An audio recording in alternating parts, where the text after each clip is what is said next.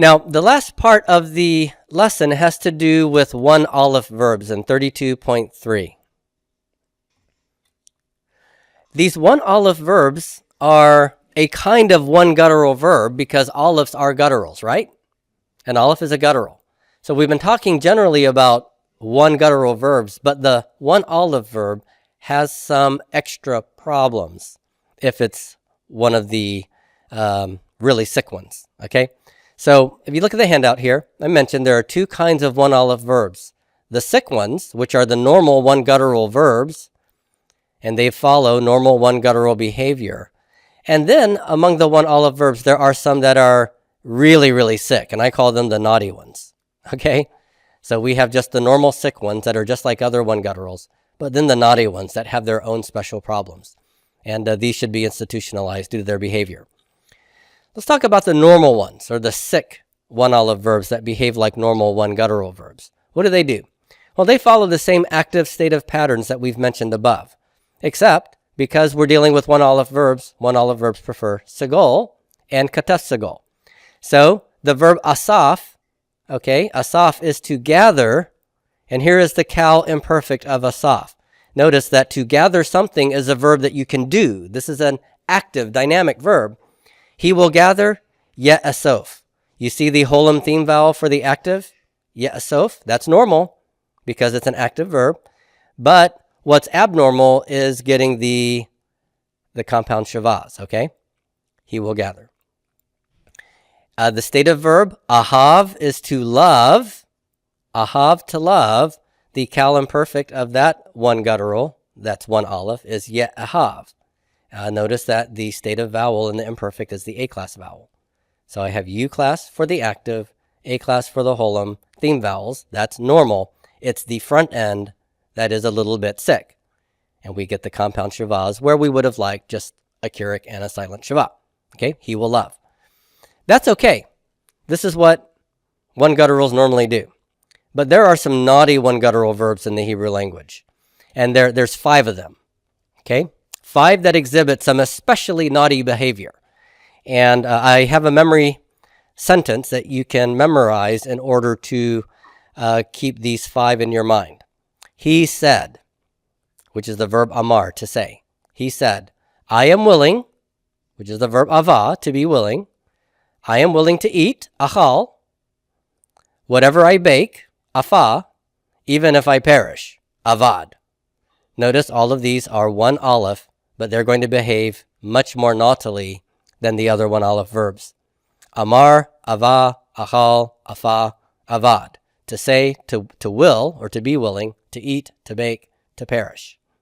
He said, I am willing to eat whatever I bake, even if I perish. What do these one Olive verbs do that are naughty?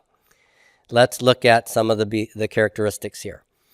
Number 1, we have the cal imperfect of the naughty one Olive verbs, and this is what the imperfect looks like.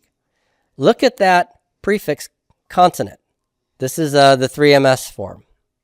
Okay? It has a yod, which you expect, but look at the vowel that goes with the imperfect prefix. That's a holum, isn't it? Have you ever seen a holum in the cal imperfect with your prefix consonant? No, we've never seen this before. This is completely and totally unexpected, okay? And what's happened to the Olive here? Notice that there's no vowel point here, so the Olive is what? It's quiesced, okay?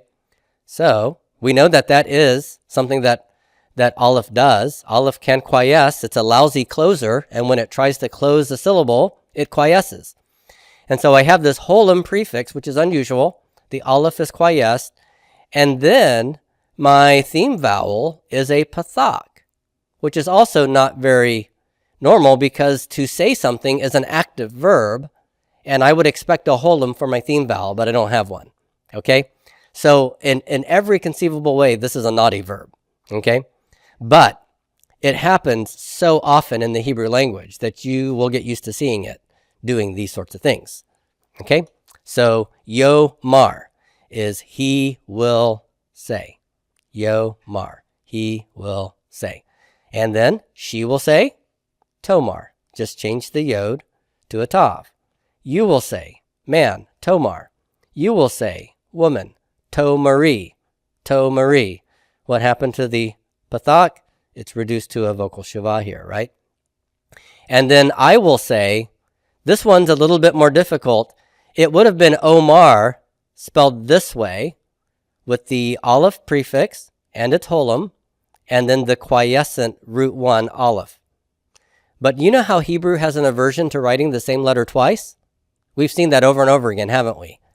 And in this case, the quiescent Aleph, remember, when an Aleph quiesces, it's not pronounced. So we're not even pronouncing that Aleph. And in I will say, it's not even written, okay? So when you see Omar, you only see roots 2 and 3. Root 1 has fallen away, and this Aleph that you actually see is the 1CS prefix, okay? So you're missing the first root letter. I will say. All right? Now, Ross, on page 229, shows you the way the prefixing of Amar in the Kal happens in a number of different circumstances. So study that little chart. When you see it as a Vayiktal form, when you see it as just a normal imperfect, when you see it in pause, sometimes the theme vowel can change a little bit, but the imperfect prefix vowel holum, that will always be holum there, okay? And the Aleph will be quiescent in every case. All right, now the last thing we see is the Kal imperative and the Kal infinitive construct for the verb amar. So if I want to tell someone to say something, here's how it's going to look. Emor, emor. And let's compare that with pakad. It's supposed to be code, okay? So what do you notice about amar's imperative form? Is it pretty normal looking? Code, vocal shava holum. Amor, vocal shava holum, except the vocal shava can't be a vocal shava, right? It's got to be a compound shava, and Aleph likes what kind? A segol, right? It likes a segol kind. Okay, so it's amor. So this is say to a man, and this is how you're going to translate this all the way through. The 2FS, imri, just like for pakod, pick D, right? Pick D. So pick D, imri. So this is actually very normal. Imru, say, guys, and amorna is telling a group of women to say. So that's not going to be very hard for you to tell how to parse that, okay? Let's look at the infinitive construct of two of the naughty one Olive verbs, amar and achal. Okay, so what would the infinitive construct look like here with amar? It's actually going to be amor. Okay, the act of eating, amor, or we could translate it as to eat. I'm sorry, not eat, to say. How would I add a lamed preposition to this? So I'd have amor, add my lamed preposition, vocal shava, compound shava. Is that okay? Nope. Can't put a vocal shava and a compound shava together. What will we do? Shoot out how many eyes? When it's a compound shava, it's exceptionally violent. And then I should expect a matching short vowel to the compound shava, right? Le amor. And this would be all fine and dandy, but this particular verb takes one extra step. And we saw this before with the word le Elohim, to God. Aleph can quiesce here. When it quiesces, it loses its consonantal value, loses its vowel pointing, and what will the short segol become to compensate for it? No, it's got to go long. Kirik is short. We have to go to a long I-class vowel here. It becomes sere. That's right. And so what this will look like is lay more. Now, you've already seen lay more in the past. We've translated it as saying if we translate it. And he spoke lay more, saying and then a direct quotation happens, okay? So that's the way that looks. Now, let's contrast this with achal, which means to eat, okay? To eat. What should the vowel pointing be here? It should be vocal shava holam, but the aleph needs a compound shava because it's a guttural, so it's echol, okay? Echol, to eat. Let's add the lamed preposition to this one. It's echol with the lamed, vocal shava. Vocal shava can't stay, so I shoot out both eyes, replace it with the corresponding short vowel of the compound shava. In this case, the aleph does not quiesce, and so the infinitive construct is le'echol, le'echol, okay? So, to say, this is to eat, just with the lamed in front of it, okay? So sometimes we get the aleph quiescing, sometimes we don't.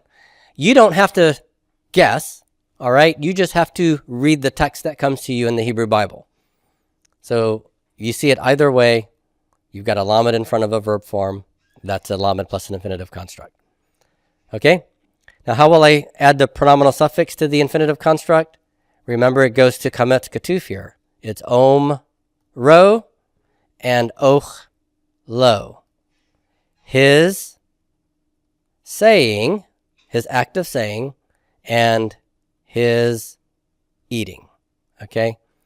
So that's how we'll see it. In other words, when you add the pronominal suffix, it's very normal because I'm not trying to put any shavas under the aleph anyway.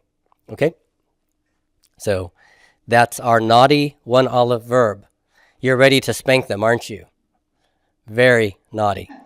But eating and saying are two verbs that happen quite a lot in the Hebrew Bible. So if they are going to be naughty, at least you'll see them enough that you can spot out the naughty behavior. Okay?